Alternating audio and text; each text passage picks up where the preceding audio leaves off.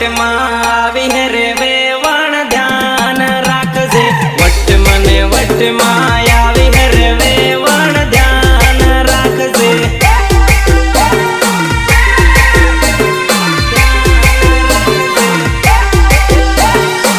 ચાલે વેવણ આજે તો ધૂળો ઉડાડી નાખીએ